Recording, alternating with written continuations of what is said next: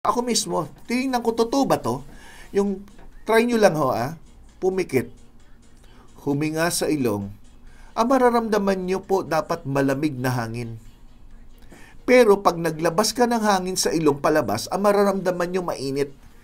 Tayong lahat, never natin pinansin yan eh. Pero try nyo at, totoo pala. Ulitin ko hihinga ka sa ilong, inhale, mapapansin nyo malamig yung hangin na hinihinga nyo. Dahan-dahan Pero pag in-exhale mo sa ilong, mapapansin nyo, mainit yung hangin. Sige, tingnan nyo. I'm sure wala sa inyo nagbigay ng pansin dyan. Ginawa ko yan, kaya naramdaman ko yun eh.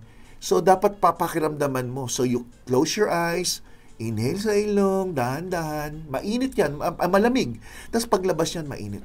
Gawin nyo po yan as a cycle. Yan lang ang Pops word na yan. Pero gusto niya, hinga ka ng malalim sa ilong, slowly,